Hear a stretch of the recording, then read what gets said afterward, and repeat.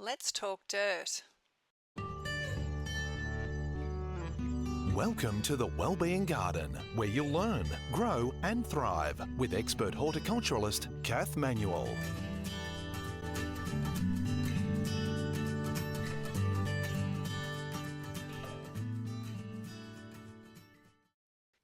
Welcome to the Wellbeing Garden. I'm Kath Manuel, and today we are talking dirt.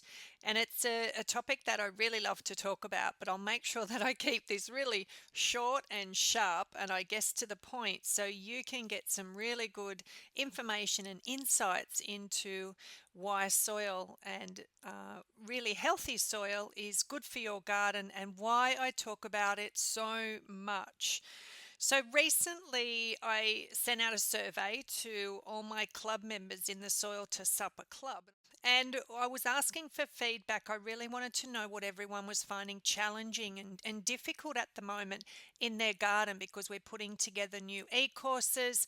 Our membership community, the Soil to Supper Club, is starting very soon, and I just wanted to really know how I could help everyone with the problems that they're having.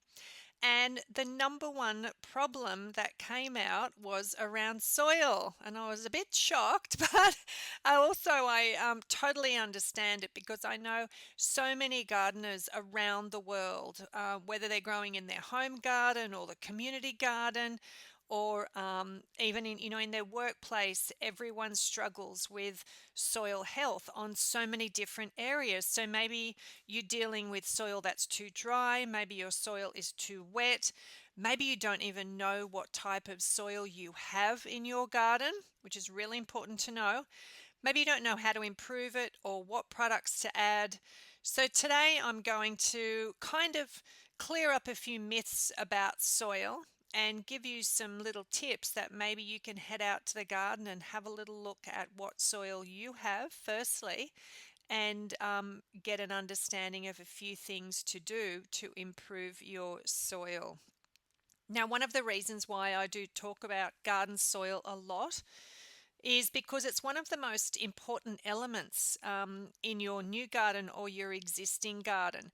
So it's the main foundation for growing nutrient-packed food. So if you want to grow your own food and eat healthy food from your garden, your soil has to be healthy. And I do talk about this a lot. If you've been to any of my workshops or you've done any of my online courses or read my blogs, I really bang on a lot about soil health and about composting and about growing your garden organically. It is a real passion of mine. And I guess that's why my business is called Soil to Supper, because I love dirt and I love food. So I'm combining two of my passions and everything in the middle. So the reason why healthy soil really is so important is it because it provides nutrients, it provides water, oxygen, and it also helps stabilize the plants. So without good soil, plants aren't going to grow healthy. And as a gardener, one of our aims is to grow healthy plants. If you're growing an edible garden, one of your aims, and one of probably your main aim, is to grow food for yourself and your family. So what you've got to do is really take it right back down to ground level, and you need to start right down deep in the dirt. Something that's really good to have a basic understanding of is that soil is a living system. And even though we can't see the little creatures that live in the soil, or most of them we can't see, there are millions of organisms, microorganisms that are living in the soil, and they have such great benefits to our plants and to our life as well. So what we have to consider is that the soil is alive and we have to nurture it and look after it like we would any other living system.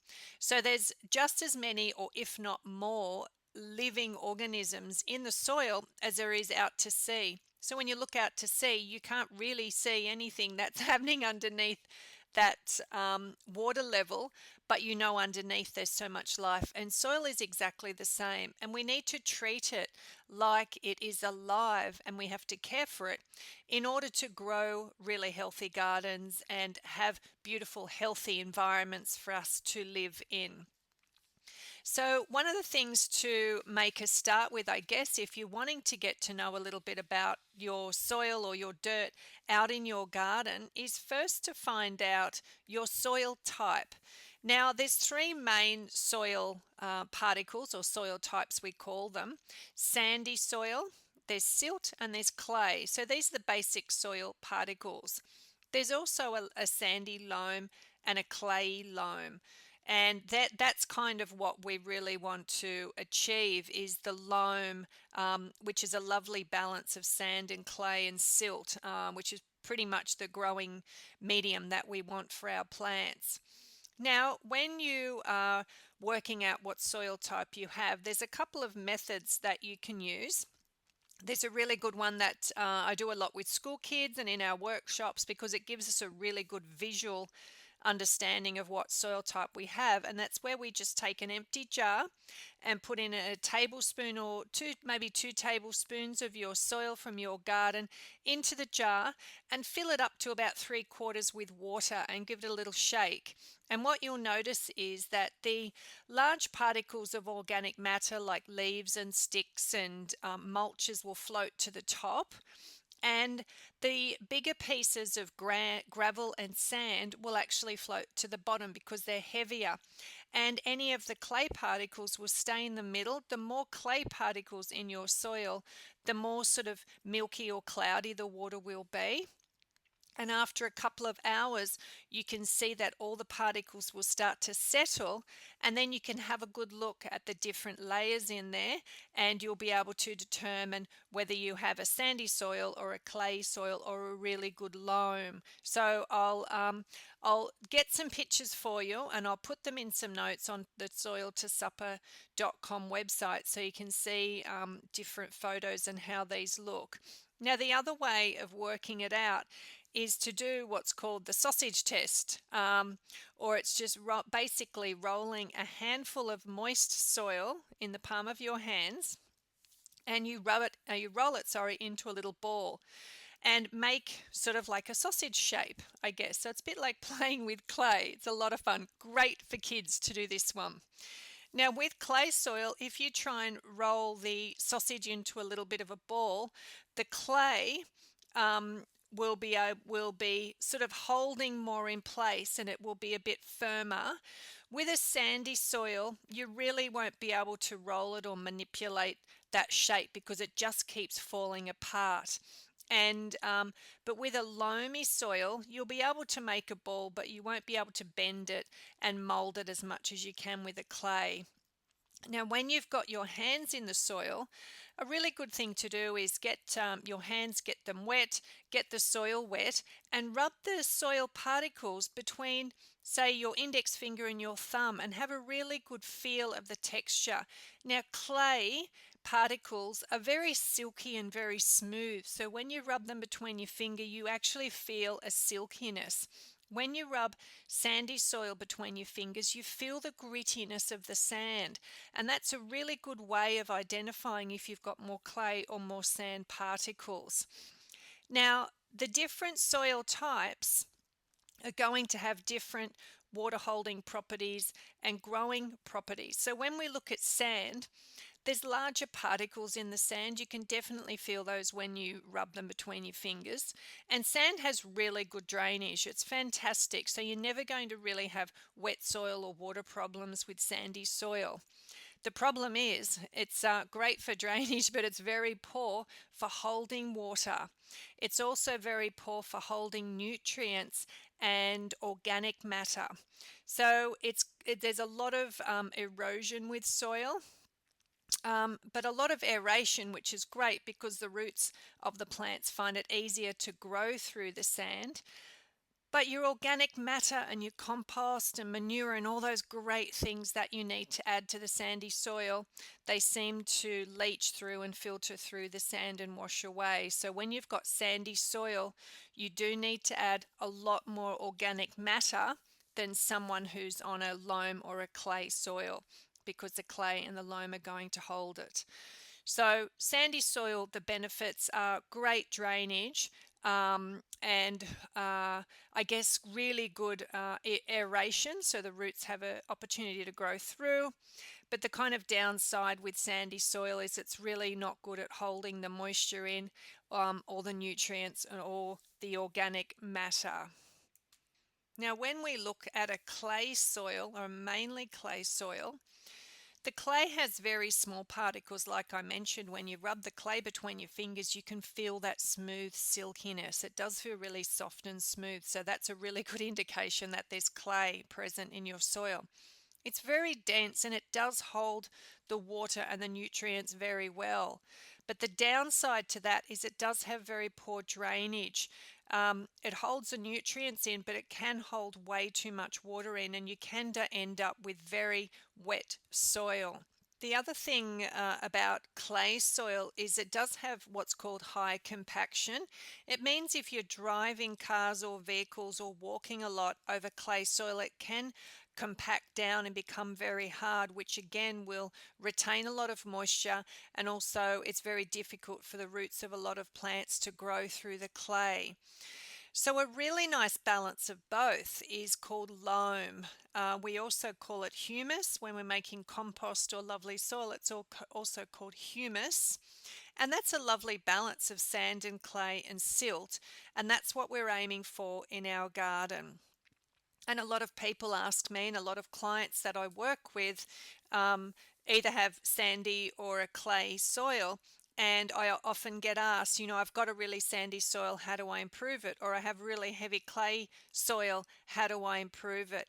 Now, once you've recognized what or identified what soil type you have, you can then keep in mind the moisture, whether it's going to retain it or you're going to have good drainage. Do you need to add more nutrients and organic matter, and what can you grow in those what plants can you grow in that soil? So what we're aiming for is a lovely loam. And when you look at good loam soil or humus, it's a very nice brown, natural, I know that sounds crazy, a natural kind of texture, and it doesn't have a strong smell. It smells very much like, say, a rainforest, or a very, I call it a very organic, earthy smell to it. But it has a lovely balance of moisture and air, and loose consistency to it. And that's what you're really aiming for when you're going to grow your plants. So once you've done the test and you've just determined whether you have a sandy soil or a clay soil, or you've got a nice healthy loam, then you can add the ingredients, the organic matter needed to improve that soil and to get as close to a lovely, healthy, dark brown looking loam as possible.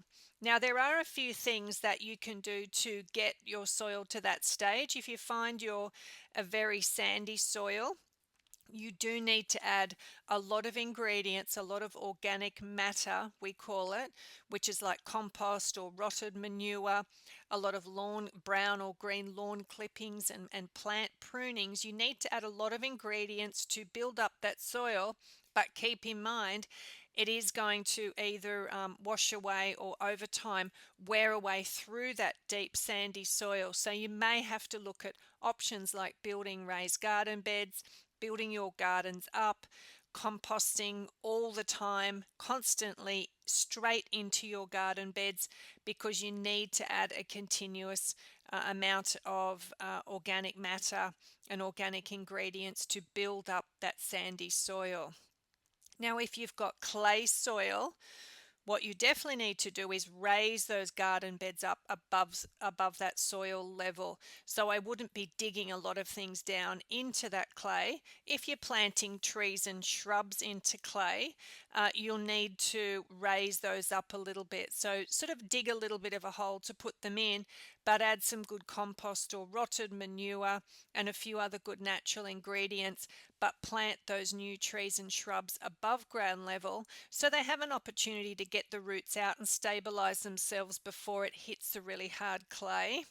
Now, the good thing is either sandy soil, sorry, or clay soil can easily be improved just by adding extra natural or organic ingredients to it. So, if you have poor soil and you're struggling to grow plants, even if you don't know your soil type, the good news is you can improve any poor soil. I can guarantee that any poor soil can be easily improved by a few just really simple methods.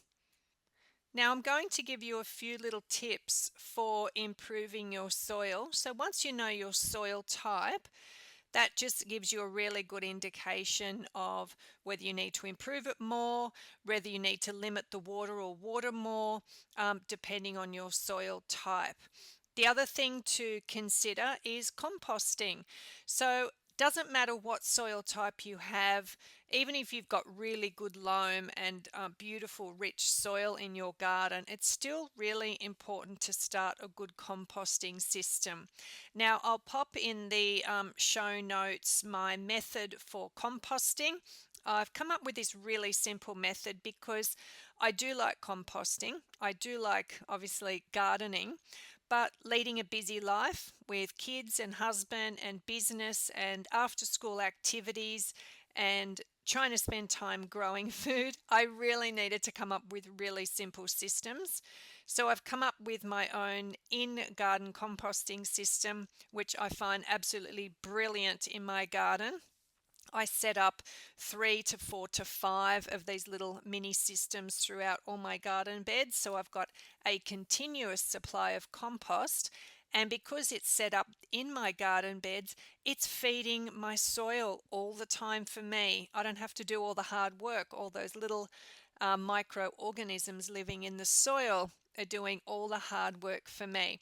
So, set up a composting system is the number one tip for improving poor soil, whether it's too wet, too dry, too hard, too sandy. Whatever the problem is, you need to start composting. So head in, have a look in the show notes, and I'll add the link there for you, and you can follow my very super easy composting system. Now, the next thing you can do to improve poor soil is adding organic matter. Now, I use the term organic matter a lot. You may have heard the words organic ingredients, organic products. Basically, it means any product or ingredient or whatever it is you want to call it that you're adding to your garden or to your soil has come from a natural source. So when it's considered an organic product, it means it either comes from a plant, a dead plant, or a freshly cut plant, or it comes from an animal. Something that comes to mind there is blood and bone. Now, I do use blood and bone in the garden. There's a lot of people who don't like to because it comes from the animal bones. It's made from animal meal. But I find it a fabulous product to help improve the soil and add lots of vital nutrients. The other thing that organic matter or organic ingredients come from is animal manure. Sorry, organic matter and organic ingredients is animal manure, very well rotted animal manure. So basically, when I say the terms organic matter or organic ingredients, it means that it's come from plants or animals and it's a natural product. It doesn't mean that it's come from an organically produced source, like we know the difference between organic food or regular food. It's been grown organically. There's a little bit of a difference, and I think sometimes people find that a little bit confusing. But if you're looking at any products that you want to add to your garden, just make sure it's come from a natural source, not synthetics or chemically manufactured products. Um, so there's a couple of things. I'll give you a few examples. This might help work it out. So I mentioned blood and bone. That's something I like to use in my garden. Really good rotted manure, which means it's old and rotted, and it's not straight from the animal, which is really high nitrogen and not so good for the garden straight away. But you want your manures, and it doesn't matter what animal it comes from, you choose, except dogs or cats or humans, but you choose whatever your manure you like to use. Don't overcomplicate things by worrying, should you use horse or sheep or cow or chook or pig or goat? They're all going to do the same thing eventually if you let it rot down and add it to your soil. Yes, some of them break down differently and some have different nutrient requirements, but let's not overcomplicate it. Let's keep it really simple. Grab whatever manure you can get your hand on. Okay, so for me, I use horse manure because we have a lot of horses around us and I can access it easily. We've got neighbours around our property with horses. If I go for a drive, a few kilometres up the road, there's bags of manure on the side of the road for $2. I find that really easy. If I do come across cow manure, I'll use that. I've had chooks over the years. I don't have them at the moment, and I've used chook manure in the garden. So get hold of whatever manure you can, but make sure you let it sit in the corner of the garden just to rot down a little while before you put it into your garden beds. Now, another product you could use is worm castings or worm juice. So if you have a little in-garden worm farm, which is fabulous to get those little composting worms, they eat your food scraps and they produce their poo, which is called castings, and also the liquid that comes out of the little worm farm. It's great to water your garden. That's an organic product. It's come from a natural source. It's the manure of some little composting worms. And it's brilliant, really brilliant stuff to use in your garden. What else have we got? Green clippings, like if you're doing some pruning in the garden, chop those leaves up, chop all the little stems up, and add that to your soil. Make that a layer of soil over the top of your existing garden soil. That's fabulous for improving soil and getting some nice green nitrogen in. The organisms in the soil love to eat things high in nitrogen, which is the green part of plants. The other thing that's great is lawn clippings, but I wouldn't put the lawn clippings straight into your garden beds in case you've got some lawn seeds that are in there, because then the grass will grow in your garden. So again, like the manure, maybe keep your lawn clippings in the corner of the garden until they've sort of browned off a bit, or you might want to compost them. You just don't want any grass seeds growing into your garden, because then you'll be doing a lot of weeding and picking out the grass, which is a bit of a chore to do. Another thing that's great for improving soil, and I have used this a lot over the years, is mushroom compost. Now, this comes from mushroom farms and it's usually quite cheap because every few days, I think it is, the mushroom growers have to take out the little squares. There's a name for them, but it'll come to me in a moment. It's like a little pad of mushroom compost that the mushrooms grow in. Now they need to change that over every few days for hygiene and for growing the mushrooms in. Now that compost that they put out, usually if you can find a mushroom grower, they will put it out for sale or they might give it away. It is fantastic in the garden. It really is. You just have to watch a lot of the mushroom growers add salt to it. So if you can scrape off that salt and get rid of it, then you won't have salinity problems in the soil. The other thing just to be mindful of is when mushroom compost is made, there can be like a chalky type product used. They also use rotted animal manure as well as in mushroom compost. But there's like a chalky or maybe a lime product added, which can affect the pH balance of your soil.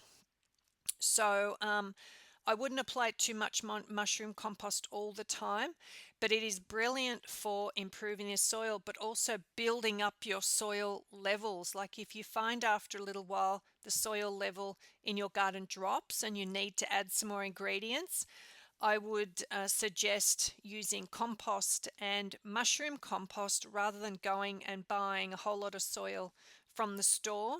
I'd start with making your own. It will save you money and also means you know exactly what goes into your garden. So that's a couple of products you could add to the garden. There are other products like rock minerals, which are available either pre-packaged or you can get from maybe a landscape supplies. But crushed rock minerals add as they say, minerals. Add fabulous minerals to the soil. So that's really good for improving the mineral level in soil. Also, the mulches, hay or cane, there's a lot on the market. Lucerne, whatever you decide to use as a mulch is also considered an organic product. So when we talk organic matter, there's a whole range of them that you can use. There's lots and lots of things. And again, I've written an article on this, so I will make sure I add the link. I recently wrote an article on ways to feed your soil to grow more food. So I'll include that link in the show notes for you, and you can have a little read and then follow my ideas for organic matter into your garden. Now, the next little suggestion I want to make for having fabulous soil, or delightful dirt, as I love to call it, is to make sure that you are following organic gardening methods. So when I say the terms organic gardening or being an organic gardener, it means that you are growing using natural ingredients. You're not using any chemical sprays. You are composting and returning all your food scraps to the earth to improve the earth and the soil, to reduce waste, and that you care about the yourself as well as caring about the environment. So organic gardening methods mean that the products that are used aren't chemicals. There's no chemical spray, so no weed killers, no pest or disease sprays used in the garden, and natural methods of growing are followed. And along the similar lines are the permaculture principles of earth care, people care, and sharing our produce. So, as an organic gardener, I guess you understand that it's important to nurture yourself and to nurture the earth as well while you are growing an abundance of food. So, as an organic gardener, you will not use any chemical sprays. You would say introducing biodiversity into the garden. That's a really good thing to do, to encourage some good bugs to the garden, encourage birds to the garden, and allow nature to take care of itself without us intervening with chemical sprays to try and control every situation. As an organic gardener, you have an understanding of good soil health and an understanding that by improving soil health, you're actually improving the health of your plants, which means that you're growing healthy plants and healthy food for yourself and your family to eat. So, a couple of things that you can follow and some ways of organic gardening is that you're going to be composting and using worm farms to improve your soil and to reduce waste. You'll use heirloom seeds or seeds that are not genetically modified, so they are true to form and the old-fashioned true varieties of seeds for growing your food, which is great because then you can follow seed saving methods and collect the seeds to grow more food. Another thing you could do is propagating cuttings from the garden or from friends or community gardens and sharing plants and growing new plants, which saves time and money as well.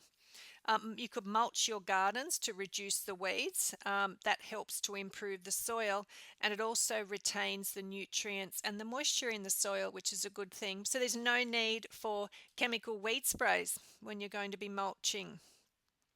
Focusing on growing healthy food is something that an organic gardener would do. So it's really important to grow that healthy food and have that healthy soil, so you are feeding yourself and your family that beautiful, healthy, organically grown food that you are growing. We grow a lot of support plants around the gardens as an organic gardener, and they help the plants grow and the soil get improved. So, one of my favorite plants, and you may have read about this or seen my videos on YouTube channel, just go to Kath Manuel in YouTube and you'll see these videos, and I actually will include the little link for you. But I love to grow comfrey. Now, comfrey is this great little plant that grows. I've got it growing everywhere in my garden. I love to chop it up and add it to the soil to improve the soil. It has amazing nutrients within the leaves of the plant. So when you chop them up and add them to the soil, those nutrients get absorbed into the soil, and all the organisms in the soil will feed off that comfrey and those nutrients and provide extra nutrients for other plants growing. So comfrey is an amazing plant. There's many uses. So I've got some articles on that. I'll make sure that I include links for you.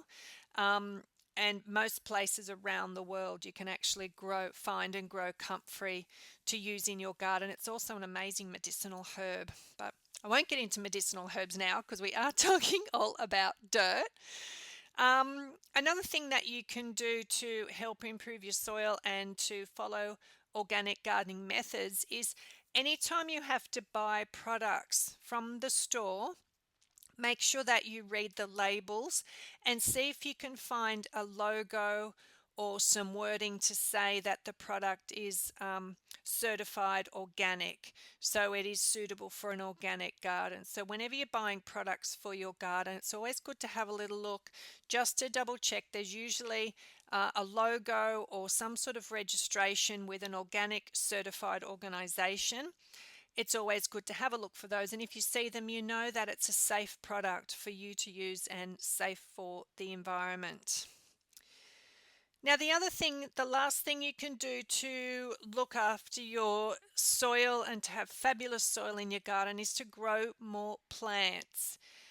So when areas of the earth are being left without plants growing, they dry out, and you've probably seen photos of deserts or very dry areas. They dry out, they form this thick crust on top, and it's very difficult for the moisture to get through.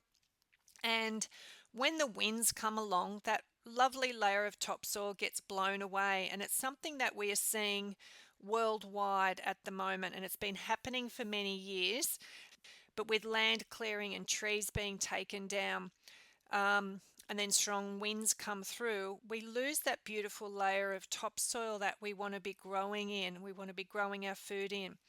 So if you can keep areas full of plants or mulched, you're going to retain that topsoil, which is very important for growing your garden. So one way around this is if you've got an area of your garden that you don't want anything to grow at the moment, or you want to give it a rest, you can mulch it, or you could put down what's called a green manure crop. I'll make sure that I put some links for an article in that, because that is a wonderful way of keeping your soil rich and healthy and alive at a time that you're not ready to grow, or a time of resting. So you can put a green manure crop down, you can mulch it, but I suggest to not leave areas of soil just open and bare earth exposed, because it will be affected by the elements of nature, by the wind and the rain and the harsh sun. It will dry out, and then that will affect the soil long term. You can improve it. Like I said earlier, any soil can be improved, but you want to, I guess, take preventative measures so that doesn't happen to your garden soil. So there's lots of little plants you can grow, and I will get information in the show notes for you. You can grow some little ground covers. You could put some herbs in. You could grow comfrey or other plants in the garden just to protect the soil. But if you're not ready to do any growing, just cover it in a layer of mulch. You might even want to throw around say a handful of blood and bone, or some slow release organic fertilizer before the mulch goes down. And then once you're ready to get your plants in the garden, you just pull back the mulch a little bit and put your plants in. But you will find that the beautiful layer of topsoil has been retained and you haven't lost it through weather conditions and the environmental elements. So that's just a few little tips and a little bit of information on soil health for you. There's a lot of articles on the soil2supper.com website. I can put some in the show notes for you, but you're welcome to go there and have a look through the articles and see if you can come up. I know you will, what you can come up with, not if, what articles you can come up with to help you grow your gardens and to have healthy soil. Um, but I hope today's information has sort of given you a few ideas on ways to correct your soil, whether it's sandy or clay, wet or dry, hard or soft. The key to having that healthy soil is, like I said, adding lots of those lovely, healthy, organic ingredients to your soil. And it's, really thinking about how Mother Nature works to improve soil. So if you can imagine walking through a beautiful lush rainforest with the leaves falling down, and then the birds will do a poo, and then an animal will die. It will rain, there's wind, there's all those beautiful natural elements that are all around us, creating that beautiful layer of soil that we walk on. So to create beautiful soil in your garden, you just mimic Mother Nature herself and add lots of those lovely ingredients, nurture the soil and feed it because it is a living system, and you will be rewarded with fabulous, delightful dirt that you can grow your beautiful, healthy plants in. So, if you have any questions from today's episode, please send me an email. Jump on to soil2supper.com, hit the contact button, and you can send an email to me and ask me any questions that you might have about your soil. Check out soil2supper.com for lots of ideas. You'll be able to gather information, you'll be able to learn how to grow a thriving garden. But if you need more information, please contact me anytime. I would love to hear from you. So thank you so much for joining me today in the Wellbeing Garden. I love to talk about one of my favorite topics, soil. So I'm very grateful that you've given me this opportunity to share my passion for delightful dirt with you. And I hope you're inspired to head outside, get your hands dirty, check your soil type, grab some organic ingredients, and go and create your own delightful dirt. I'll see you next time in the Wellbeing Garden. Have an amazing day. Bye.